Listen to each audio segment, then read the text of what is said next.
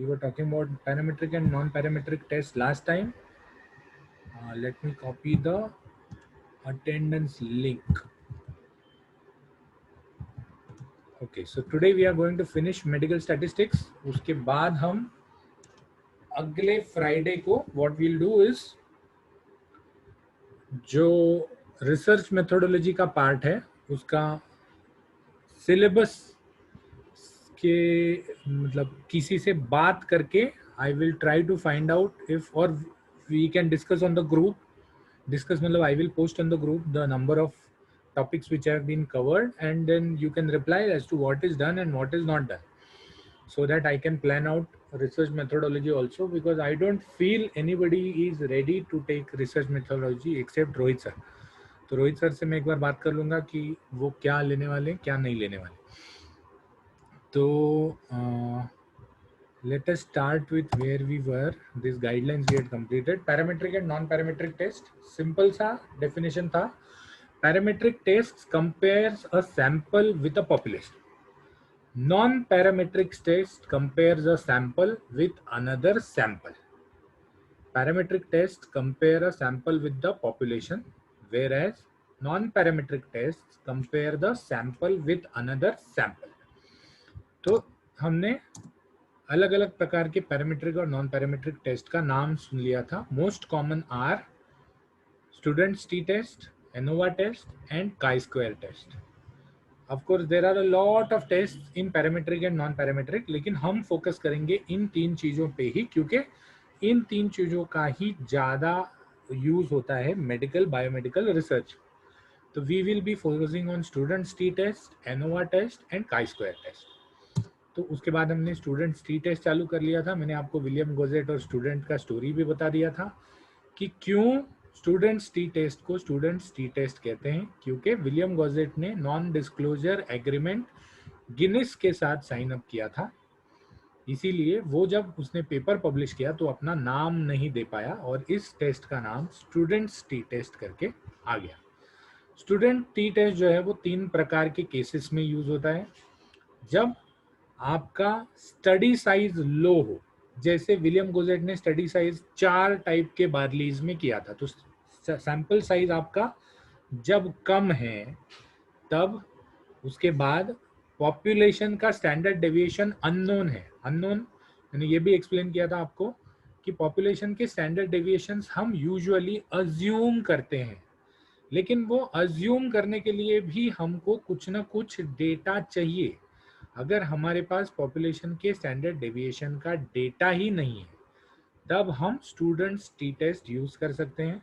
और जब हम पॉपुलेशन के साथ सैंपल्स कंपेयर करना चाहते हो तब हम स्टूडेंट्स टी टेस्ट यूज कर सकते हैं. तो ये स्टूडेंट टी टेस्ट दो प्रकार का होता है. एक है पेयर टी टेस्ट, एक है अनपेयर्ड टी टेस्ट. तो आज हम ये देखेंगे कि ये पेयर टी टेस्ट और अनपेयर्ड टी टेस्ट है क्या चीज. ठीक है. तो पेयर टी टेस्ट मतलब एक सैंपल है और उसी का आपको बिफोर और आफ्टर का डेटा आपके पास है. मतलब या फिर एक आदमी है जिसका बिफोर ट्रीटमेंट और आफ्टर ट्रीटमेंट का डेटा है, या एक औरत है जिसका बिफोर प्रेगनेंसी और आफ्टर प्रेगनेंसी का डेटा है. तो you have one item and you have two measurements of the same item. एक आइटम है और आपका मेजरमेंट जो है वो उसी आइटम का दो बार है. जैसे गोली लेने के पहले वाला बुखार, गोली लेने के बाद वाला बुखार, प्रेगनेंसी के पहले वाली एब्डोमिनल गर्थ और प्रेगनेंसी के बाद वाली एब्डोमिनल गर्थ, या फिर ऑपरेशन के पहले होने वाला दर्द, ऑपरेशन के बाद होने वाला दर्द, या फिर ऑपरेशन के पहले होने वाला पहले चलने वाले हाथ का स्ट्रेंथ, बाद वाला strength. So you have two measurements of the same item और सेम पर्सन और सेम थिंग. फॉर एग्जाम्पल, एक पेट्रोल है, पेट्रोल को हमने नॉर्मल टेम्परेचर पे और 20 डिग्री टेम्परेचर बढ़ा के, तो you have two measurements of the same item or same person और सेम थिंग, ये एक जगह हो गया जहां आप पेयर टी टेस्ट यूज कर सकते हैं। दूसरा, if you have two items but the condition which those two items are facing is unique, conditions which those two items are facing is unique, जैसे कार क्रैश टेस्ट करते हैं, कभी आपने YouTube पे देखा होगा, कार को जोर से लाके धम करके एक बड़ी सी दीवार पे क्रैश करवा देते हैं। ये कार क्रैश टेस्ट क्यों किया जाता है? कार क्रैश टेस्ट किया जाता है ये देखने के लिए कार कितनी सेफ है, अंदर बैठे जो आदमी लोग हैं उनके लिए कार कितनी सेफ है, ये देखने के लिए कार क्रैश टेस्ट किया जाता है। तो कार क्रैश टेस्ट में condition of crash is unique, condition of crash is unique मतलब सेम स्पीड से, सेम गियर में, सेम डायरेक्शन में, सेम रोड पे, सेम दीवार पे, सेम फोर्स पे टकराया जाता है। तो ऐसे टाइम पे the condition is unique but the models में बी डिफरेंट। तो जब एक थिंग है और उसी थिंग के दो मेजरमेंट्स हैं तब पेयर टी टेस्ट यूज होता है, या फिर एक कंडीशन है और दो थिंग्स हैं, both the things are satisfying or both the things are exposed to the same condition, तब paired t test यूज होता है। ठीक है, ये दोनों, इसमें कोई डाउट कि पेयर टी टेस्ट कब यूज होता है? पेयर टी टेस्ट में सैंपल, अब यहाँ आपने बोला कि सर यहाँ तो आपने पॉपुलेशन का तो ये ही नहीं किया, उल्लेख ही नहीं किया, यू डिड नॉट से a word about the population, जबकि पिछली बार आपने बोला था कि सैंपल और पॉपुलेशन का कंपैरिजन के लिए कर रहे हैं।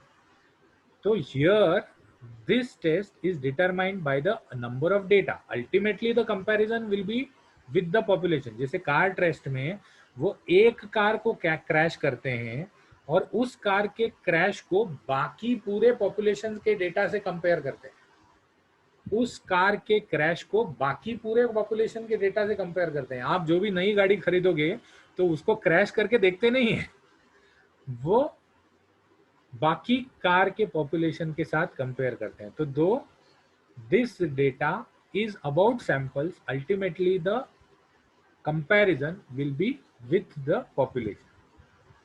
कुछ नहीं समझा अभी भी इसमें?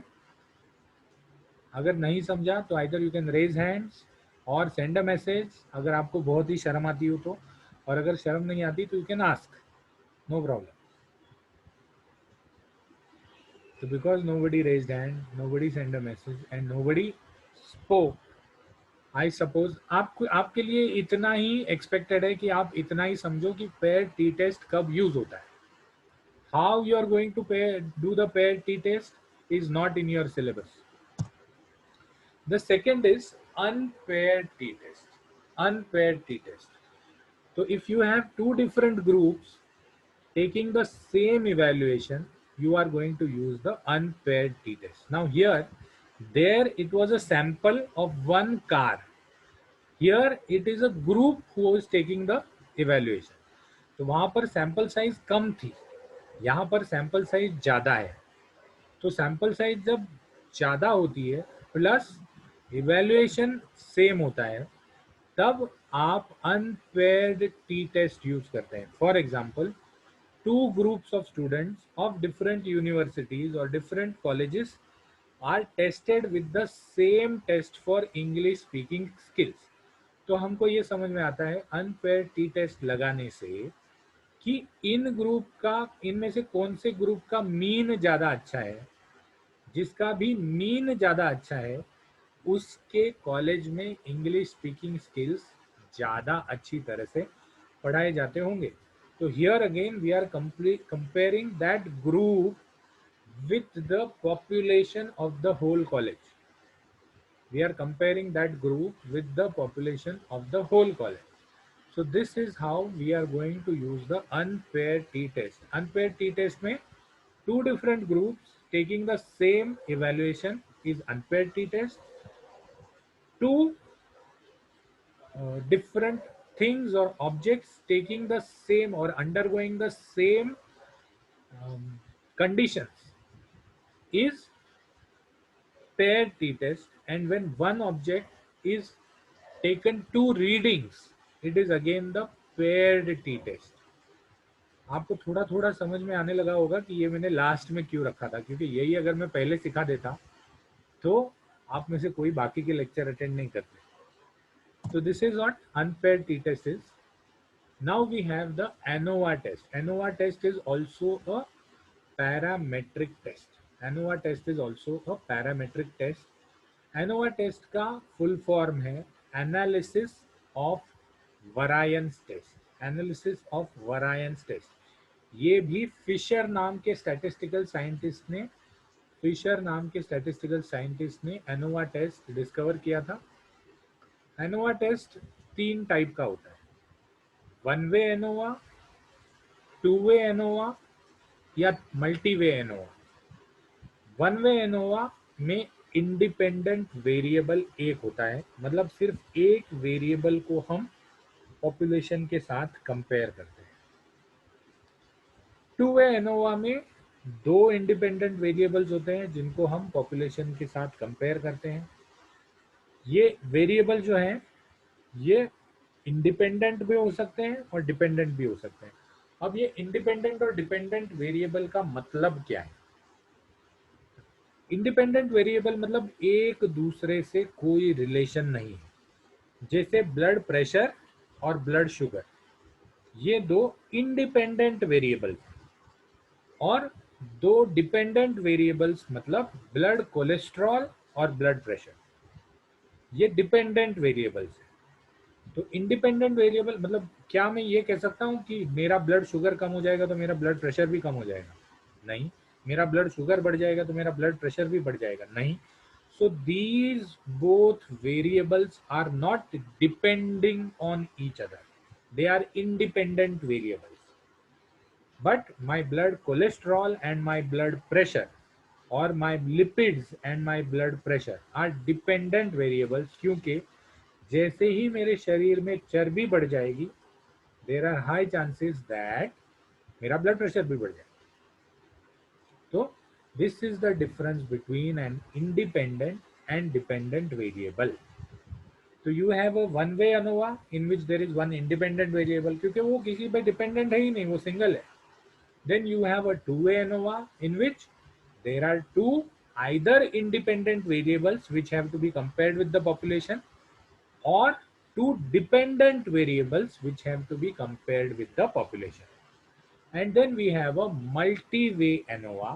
Multi-way मतलब 3 or more dependent variables or interdependent variables or independent variables which are compared with the population.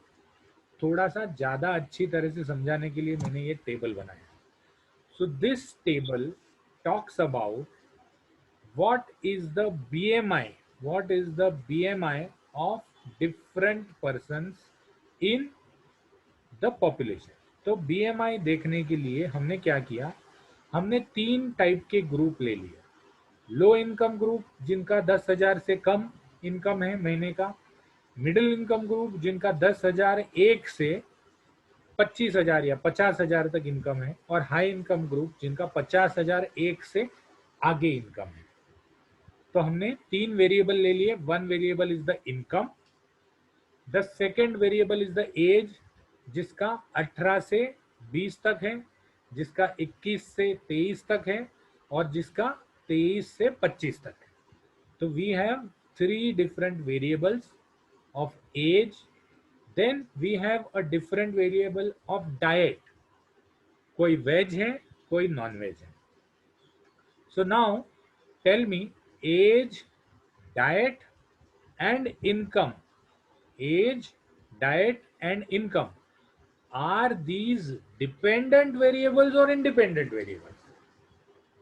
Whether all these 3 are dependent variables or independent variables? कोई एक आदमी आंसर बोल सकता है या आंसर टाइप करके भेज सकता है अगर बहुत ही किसी को शर्म आए. 4th ईयर के बच्चे इतना क्यों शर्माते हैं मुझे नहीं पता. फर्स्ट ईयर के, सेकेंड ईयर के बच्चे तो सब आंसर देने को रेडी रहते हैं, मतलब क्वेश्चन पूछो तुरंत आंसर. तो tell me whether age, diet and income are dependent variables or independent variables?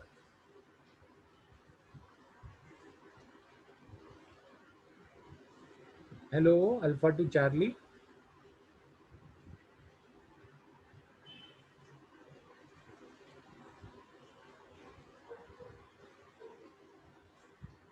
इतना, या तो फिर मुझे ऐसा लगता है कि मेरा आवाज आप तक पहुंच ही नहीं रहा है।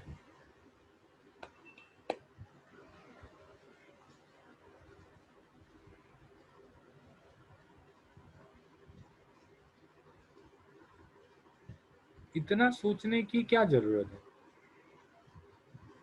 Whether they are dependent variables or independent variables.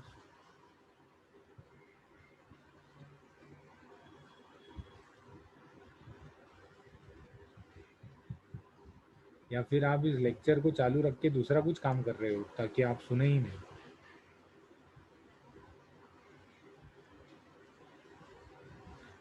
जब इंटरेक्शन नहीं आता तो ऐसा समझ में आता है कि या तो कुछ भी नहीं समझा है।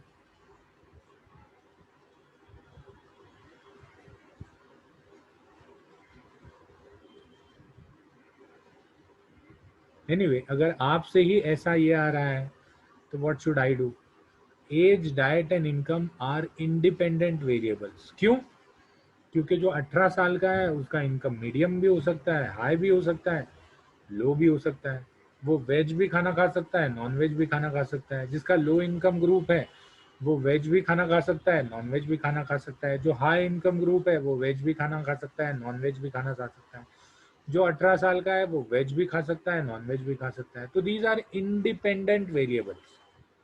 So when you are going to study or when you are going to compare the BMIs of different age groups with the population, or different income groups with the population, or different diet groups with the population, or you are going to compare all three together with the population, so that you find that who are the people who are going to have a low BMI, who are going to have a low BMI.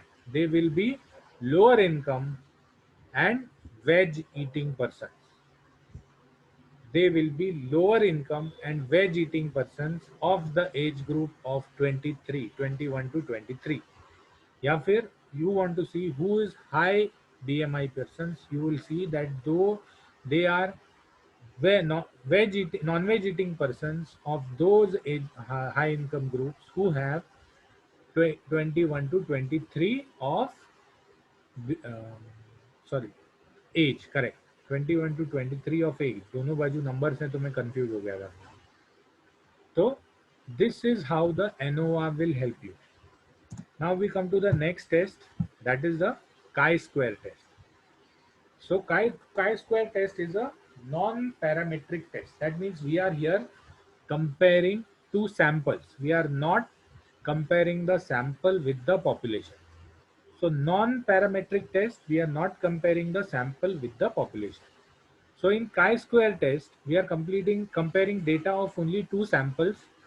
So no assumption is required of any variable of the population, or no assumption is required of the distribution of the population. Population कैसा भी distribute रहने दो, हमको दो samples check करने हैं या compare करने हैं। तो इसीलिए काई स्क्वायर टेस्ट में ये सब चीज का कोई इशू होता ही नहीं। This test is generally used to measure the differences between two values of a variable of what is observed and what is expected according to an assumed hypothesis. Hypothesis हमने जब प्रोबेबिलिटी सीखी थी तो हमने hypothesis देख लिया था क्या है। Hypothesis is what is actual, hypothesis is what is assumed is hypothesis, and what is actual is the finding. जैसे जैसे मेरे पास एक कॉइन है, हमने कॉइन फ्लिपिंग वाला गेम भी खेला था। तो कॉइन में प्रोबेबिलिटी क्या है? कॉइन में प्रोबेबिलिटी है 50% heads, 50% tails. Okay, 50% heads, 50% tails. So that means the probability is 50% or 0.5. तो अब हम अगर ये एक्सपेरिमेंट करते हैं, हमको ये देखना है कि नॉर्मल कॉइन में 0.5 प्रोबेबिलिटी है। तो हमारा जो कॉइन है, क्या वो नॉर्मल कॉइन है या वो जय और वीरू का कॉइन है जिसमें हमेशा हेड्स ही आता है? So what we do is we flip the coin, we record. We flip the coin, we record. We flip the coin, we record. So after recording for 10 times, if we see that 7 times is the heads and 3 times is the tails, we can assume that the coin or the thrower is a biased thrower, or this is not a normal throw of a coin. This is a biased throw of a coin. That is because we have assumed it to be a normal coin, but actually on finding, the coin did not turn out the assumed value which we know. So since there are no assumed volumes of the population, everything is related to the sample only. There are relatively less mathematical calculations in chi-square. So this is probably the last slide of the day, and again I am going to show you the same thing. We had seen it in the coin, now we will see it in the dice. So a dice is thrown 132 times with the following results. एक number कितनी बार आया? 16 बार। दो number कितनी बार आया? 20 बार। तीन number कितनी बार आया? 25 बार। चार नंबर कितनी बार आया? 14 बार। पांच नंबर कितनी बार आया? 29 बार। 6 नंबर कितनी बार आया? 28 times. So 28 plus 29 plus 25 plus 20 plus 16 plus 14 is equal to 132. So now we all know that the probability of obtaining any one number, the probability of obtaining any one number is 1 upon 6. 6 बार फेंकोगे तो एक बार वो number आना ही है. So that is the probability of obtaining, ideal probability. So the number of times you should get 1 or you should get 2 or you should get 3 is 132 into 1 by 6, which is 22 times. So now we make this in a table. So number कौन सा आया? 1 2 3 4 5 6. Observe frequency, ये जो हमने observe किया है 16 20 25 14 29 28. Expected frequency जो हमने कैलकुलेट की 22. तो then we are doing the ANOVA कि कितनी बार, जिसमें 6 ज़्यादा आए, इसमें 8 कम आए, इसमें 7, फिर उस चीज़ को हमने, then it is done as per the regular standard deviation method. Regular standard deviation method. See, if you see O minus E the whole square upon E, of course all these things are not there in your syllabus, but you should know when the chi-square test is used, you should know when the ANOVA test is used, you should know when the student's t-test is used. So that is what is expected out of you in the exam. I hope mean, mode, median, probability, hypothesis, standard deviation, standard variations, variance, उसके बाद ये जो test है ये clear cut explain मैंने कर दिए हैं. क्लियर कट मैं इसलिए बोल रहा हूँ क्योंकि आपसे कोई क्वेश्चन आया नहीं. आपसे अगर क्वेश्चन आता तो फिर वो मेरे टीचिंग स्किल्स का और क्या कहते हैं उसको, एग्जाम लगता. ठीक है, तो right now what we will do is we will stop here. We will take the attendance and medical statistics is completed. So then from the next time or the next time, we will start with research methodology of whatever is not completed. Now research methodology ऐसा subject है कि जिसमें it is a vast subject. It is not like medical statistics which is confined to a particular syllabus. Research methodology is a vast subject. और research methodology मैंने इसके पहले भी पढ़ाया हुआ है, स्टैटिस्टिक्स मैंने कभी नहीं पढ़ा है. तो रिसर्च मेथोडोलॉजी जो है that will give you how, what and why research has to be done in Ayurveda, how research has to be planned in Ayurveda. What are the parameters you are going to uh, take up for the research, and why you are going to do the research. What medical statistics talks about is how you are going to analyze the result. So that is why these two things are clubbed together. 25-25 mark के दो question मतलब दो sections आते हैं, and it is important that you pass in both. So 12.5 mark दोनों में मिलना expected है, right? So we stop here and we go to your attendance. Kindly give the attendance. And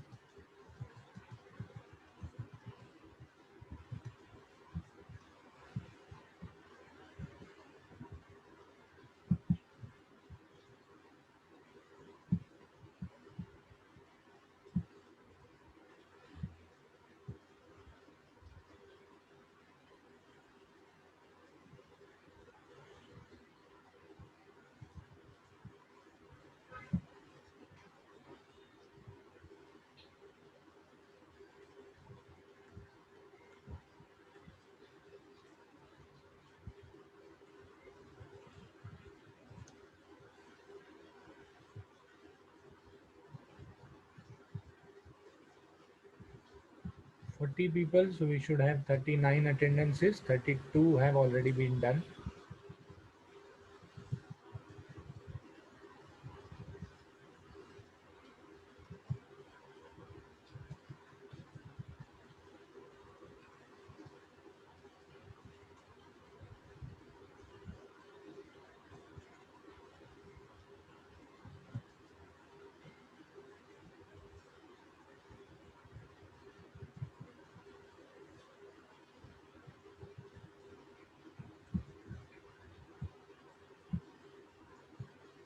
okay, डाल देता हूँ 44.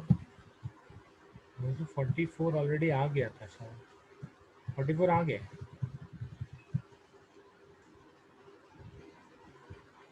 Okay, so we have completed 39 attendances. किसी ने एक दो बार ज़्यादा डाला होगा. So sort and I'll tell you the numbers who are absent. Roll number 1, roll number 7, roll number 12, 16. Sir, 16 present. Okay. 20 or 21, 23, 28,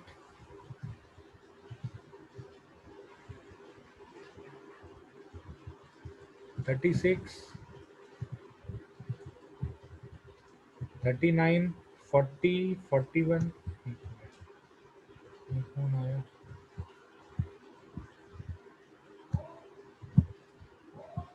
16 present.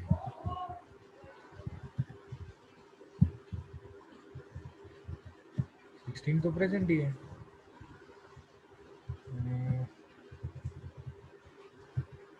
39, 40, 41, 42, 43. 39 to 43. 50, roll number 50 और 54 से आगे कभी ना आने वाले लोग. तो 1, 12, 20, 21, 23, 28, 36, 39, 40, 41, 42, 43, 50. ये और कोई आया? कौन आया? अच्छा, थैंक यू. 50 और 54 से आगे इतने लोग एब्सेंट हैं. So thank you so much for attending the lecture and have a very nice day.